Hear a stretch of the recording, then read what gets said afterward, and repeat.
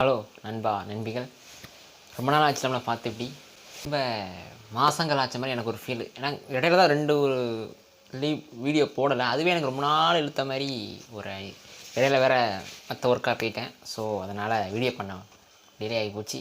உங்கள் வீட்டு பிள்ளை நினச்சி என்ன மன்னிச்சு விட்ருங்க. டாபிக்னா அட்டாச்மெண்ட்.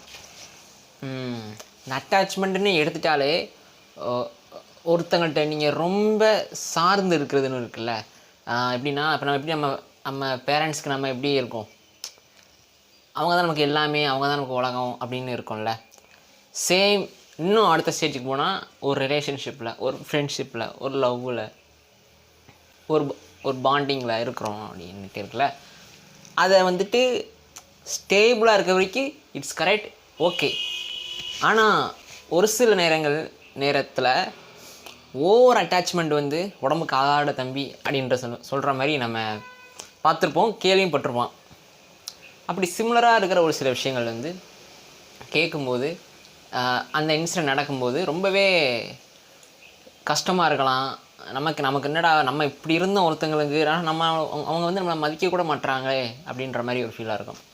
இது எல்லாத்தையுமே நடந்திருக்கும். ஒரு நல்ல பேரண்டிங் அமையலைன்னா நடக்கும், நல்ல ஒரு பாண்டிங் அமையலாம் நடக்கும், நல்ல ஒரு லவ் பண்ணுற பொண்ணு பையனும் அது நடக்கலாம்னு நடக்கும், ஒரு ஃப்ரெண்ட்ஷிப்புக்குள்ளே நடக்கும், ஏன் நம்ம சிஸ்டர் பிரதர்ஸ் பாண்டில் கூட நடக்கும். இதெல்லாம் எல்லாமே ஒரு மேலோட்டமாக பார்க்குற வரைக்கும் இட்ஸ் கரெக்டாக தெரியும். கொஞ்சம் நீங்கள் இந்த பக்கம் இறங்கிட்டீங்கன்னா இந்த பக்கம் ஸ்டேபிள் இருக்காது. ஸோ அங்கே அடி வாங்கும். இது எப்படி சொல்லுவாங்கன்னா, சைக்காலஜியில் இதுக்கு நிறைய மெத்தட்ஸ்லாம் சொல்லுவாங்க. எப்படின்னா, என்றைக்குமே ஒரு ஃபோக்கஸ் பண்ணிட்டு ஒரு விஷயத்தை பார்க்குற, சுற்றி இருக்கிற ஒரு விஷயத்தை மட்டும் பார்த்தோன்னா சுற்றி பின்னாடி நடக்கு. ஸோ அதை சுற்றி என்ன நடக்குன்றது நம்ம கண்ணுக்கு தெரியாது. ஸோ ஒரு வியூனா ஓவரால் வியூவோட சேர்த்து வச்சு பார்க்கணுன்றது ஒரு மெயின் கான்செப்ட். ஆனால் நம்ம எல்லாமே இந்த சொல்லுவாங்களே, கல்லை பக்கத்தில் வச்சு பார்த்தா கல் மட்டும் தெரியும், தள்ளி வச்சு பாரு எல்லாமே தெரியுன்ற மாதிரி அந்த கான்செப்ட் தான் இதுக்கு கரெக்டாக ஒத்து வரும்னு நான் நம்புகிறேன். இந்த அட்டாச்மெண்ட் எடுத்துட்டாலே ஃபஸ்ட்டு இந்த பாயிண்டாக சொல்லுவோம்ல. ஃபஸ்ட்டு பாயிண்ட் என்னென்னா, நீ இல்லாமல் நான் என்னால் இருக்க முடியல, நீ தான் எனக்கு எல்லாம், என் உயிரே நீ தான். ஏன்னா சினிமா படத்தோட டைலாக்லாம் வர்ற மாதிரி இருக்கும், நான் சொல்லும்போது இருக்கலாம். பட் நம்மளே பார்த்துருப்போம். இப்போ நம்ம எப்படின்னா, சின்ன வயசில் நம்ம ஸ்கூலில் ஃபஸ்ட் டைம் ஸ்கூலுக்கு போகும்போது நம்ம அம்மா அப்பா விடும்போது நம்ம அழுவோம், அம்மா போகாதீங்க. நம்ம சின்ன குழந்தை, நமக்கு அப்போ ஒன்றுமே தெரியாது, அழுதுவோம். அவங்க போயிடுவாங்க, நம்ம கொஞ்ச நேரம் அழுவோம். ஒரு ஃபஸ்ட் டே அப்படி இருக்கும், செகண்ட் டே கொஞ்சம் மாறும், தேர்ட் டே மாறும், ஃபோர்த்து அப்படியே மெல்ல மெல்ல அந்த மாறுதில்ல, விட்டு பிரிகிறாங்கல்ல. ஃபஸ்ட்டு அது என்னதான் இருந்தாலும் ஒரு குழந்தை தானே, அட்டாச்மெண்ட் இருக்கும். போக போக போக போக அது மெல்ல மெல்ல மாறி, அது காலப்போக்கில் அந்த பையன் வளர்ந்து அவன் வேலைக்கு போய் அவனுக்கு குழந்தை வளர்ந்து அவன் வயசாகி, அது ஒவ்வொரு ஸ்டேஜ்லேயும் ஒவ்வொரு மாதிரி இருக்கும். இப்போ நான் சொல்லும்போது உங்களுக்கு புரியாமல் இருக்கலாம். ஆனால் நீங்கள் உட்காந்து யோசிச்சு பாருங்களேன். நம்ம சின்ன வயசில் எப்படி இருந்தோம், சில பாஸ்ட்டு கொஞ்சம் கசக்கலாம், இப்படிலாம் நடந்துடக்கூடாது, எனக்கு பாஸ்ட்டே என்னோடய பாஸ்ட்டே நான் திரும்பி விரும்புகிறேன்னு சொல்லிட்டு நிறைய விஷயம் நம்ம நினைக்கலாம். அதுக்கேற்ற மாதிரி விஷயம் நடந்திருக்கும். பட் நம்ம லைஃப்பில் நம்ம பார்க்குற விஷயங்களை இந்த ஸ்வீட்டான மெமரிஸ் ஒரு சில விஷயங்கள் இருக்குல்ல, அதை நினச்சி அப்போ நம்ம சந்தோஷப்பட்டுருப்போம். இப்போ நான் பேசும்போது உங்களுக்கு டக்குன்னு ஞாபகம் வந்திருக்கலாம், நீங்கள் நினச்சிருப்பீங்க அந்த விஷயத்த, டக்குன்னு நினைக்கும் போது ஒரு ஸ்மைல் வந்திருக்கலாம். அது ரொம்ப அந்த சொன்ன விஷயம் ரொம்ப நுணுக்கமானது, ரொம்ப வேல்யூ பண்ணக்கூடிய விஷயம் கூட. அது ரொம்ப அட்மையர் பண்ணி நமக்கு நம்மளே பார்த்து நினச்சிட்டு சிரிச்சுக்கிட்டு, இப்போ நான் பேசுனா எனக்கு ஒன்று ஓடுது, அந்த மாதிரி உங்களுக்கும் பார்க்குற வியூவர்ஸும் கண்டிப்பாக அது ஒன்று இருந்திருக்கும். எனக்குமே இருந்திருக்கு. அதனால் இவரை ரிலேட்டடாக இந்த வீடியோக்கு இதை சொல்ல முடியுது. செகண்ட் பாயிண்ட் அட்டாச்மெண்ட் பார்த்திங்கன்னா, ஒரு ரிலேஷன்ஷிப்பில் சொல்கிறேனே, 2 பேர் இருக்காங்க, இவங்களுக்கு இவங்களை பிடிக்கும், இவங்களுக்கு இவங்களை பிடிக்கும், ரொம்ப ஓவராக இருக்குது அந்த அட்டாச்மெண்ட்டுன்னு வைங்களேன். நீ இல்லாமல் இருக்க முடியல, நீ எங்கே போனாலும் என் கூட தான் இருக்கணும். இத்தனைக்கும் அந்த பையன் ஒரு வேலைக்கு போகிறாப்புல, வெளியூருக்கு போனோம், போயிட்டு ஒரு 3 months 4 months இல்லை 1 year அங்கே இருக்க மாதிரி இருக்கும். இவங்க தனியாக இருந்து கான்டாக்ட் பண்ணி பேசிக்கலாம், வச்சுக்கலாம், அதெல்லாம் ஓகே. ஆனால் கூட இல்லைன்ற ஒரு மிஸ் ஆகுதுல்ல. நீங்கள் என்ன தான் நீங்கள் ஓவர் அட்டாச்மெண்ட் இருக்கலாம், அது உங்களுக்கு நல்லதாக இருந்தால் ஓகே. அதை என்றைக்குமே ஒரு டாக்ஸிக்குள்ளே கொண்டு போயிட்டா அங்கேருந்து ஆரம்பிக்கிறது தான் அந்த பிரச்சனை.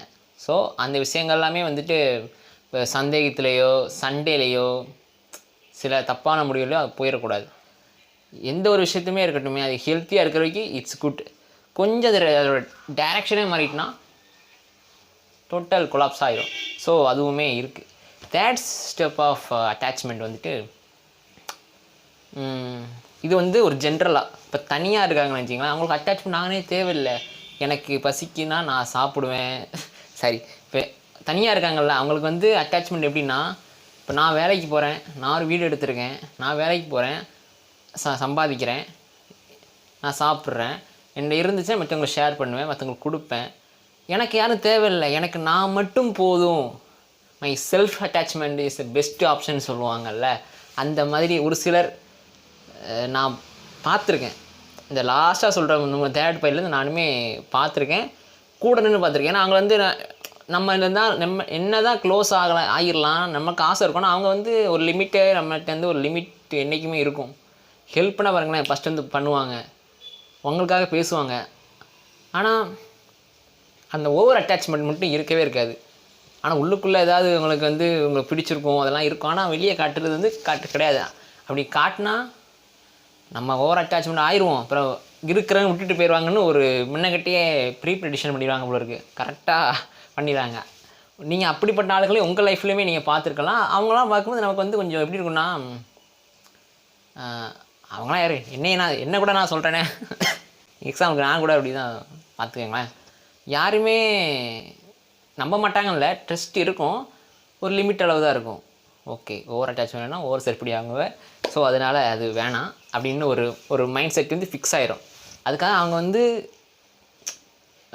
கெட்டவங்க அப்படிலாம் சொல்ல முடியாது, நல்ல மனசுக்காரங்க. ஓகேங்க, இதாங்க அந்த வீடியோ சொல்லணும்னு நினச்சிது.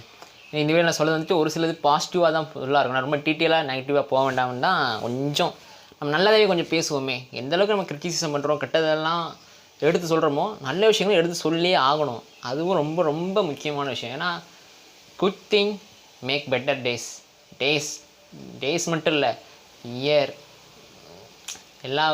எவ்ரிதிங். ஓகே, அவ்வளோதாங்க இந்த வீடியோ நான் சொல்ல நினச்சது. ரொம்ப நாள் கழித்து ஒரு வீடியோ பண்ணியிருக்கேன். பிடிச்சிருந்தா நம்ம சேனலை சப்ஸ்கிரைப் பண்ணி ஃப்ரெண்ட்ஸ் எல்லாம் ஷேர் பண்ணுங்கள். அடுத்த ஒரு இன்ட்ரெஸ்டான வீடியோ நான் சந்திக்கிறேன்.